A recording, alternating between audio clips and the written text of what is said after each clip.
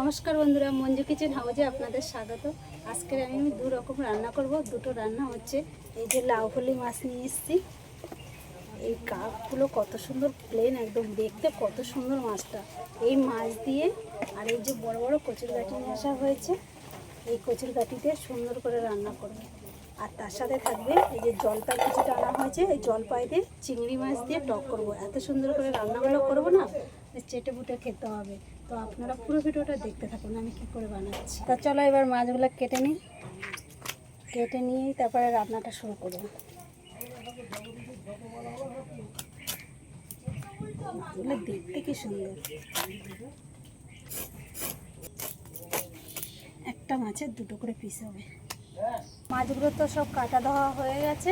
এবার আমি কচুর গাঁটি আর একটা আলু কেটে নেবো তরকারির জন্য।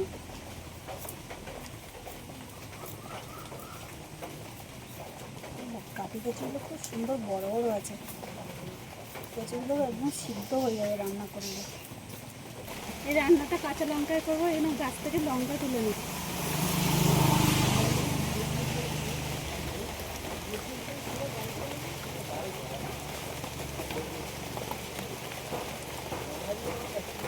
অনেকগুলো হয়েছে লঙ্কা, এই গাছটা বেশি হয়েছে।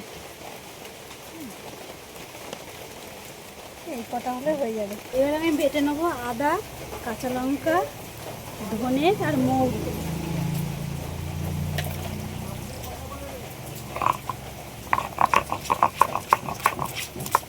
উনুন জ্বালিয়ে কড়াই বসিয়ে দিয়েছি। কড়াইতে সর্ষের তেল দেবো, দিয়ে আমার মাছটা আগে ভেজে নেব।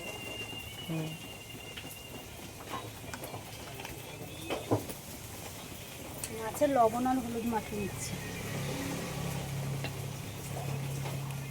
তেল গরম হয়ে গেছে, মাছ এবার ভেজে নেব।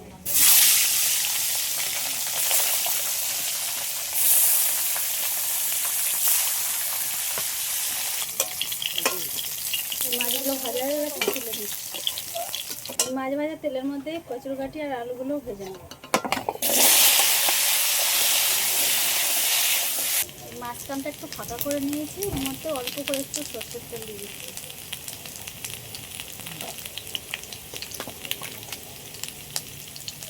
অল্প করে একটু জিরে ফোড়নে দিয়ে দিলাম।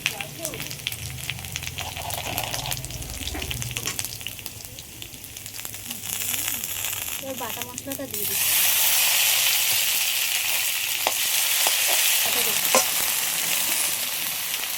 সাত মতো লবণ, হলুদ আর কাশ্মীরি লঙ্কা গুঁড়ো নিয়েছি কালারের জন্য, সবটাই দিয়ে দিলাম। মশলা আর কচুর গাঁটি সব একসাথে ভালো করে একটু কষিয়ে নিয়েছি। আর আগে দিয়ে কিছুটা পেঁয়াজ ভেজে রেখেছিলাম, পেঁয়াজ ভাজাটা এবার দিয়ে দিলাম। আবারও সব একসাথে একটু হালকা করে নেড়ে চেড়ে নেব। পরিমাণ মতন জল দিয়ে দিচ্ছি।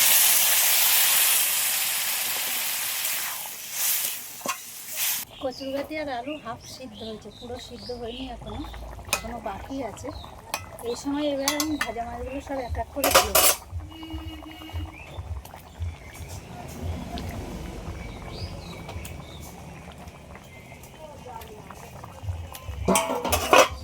সবশেষে ধনে পাতা কুচি দিয়ে আর লাগিয়ে দেবো।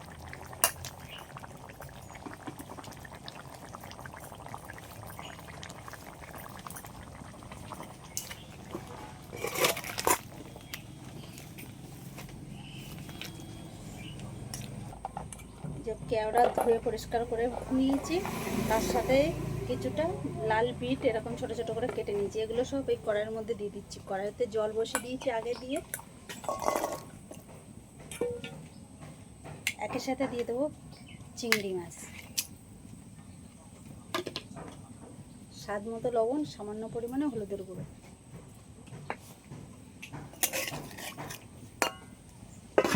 কেওড়াগুলো কত সুন্দর গলে গেছে, একটু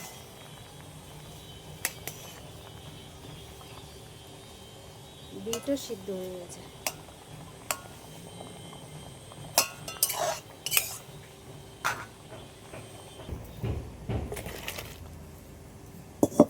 কড়াইতে তেল দিয়েছি, তেল গরম হয়ে গেছে। এবার ফোড়নে দিয়ে দেবো শুকনো লঙ্কা, পাঁচফোড়ন আর সর্ষে। একটা তেজপাতা কেটে নিয়েছি, এটাও দিয়ে দিলাম। অল্প করে নারকেল এইভাবে কুচিয়ে রেখেছিলাম, এই নারকেলটা দিয়ে দিচ্ছি। তেলটা হালকা করে একটু ভেজে নিয়েছি। এবার আমি এই টকটা ঢেলে দিচ্ছি এর উপরে। শেষে একটু চিনি দিয়ে দিচ্ছি।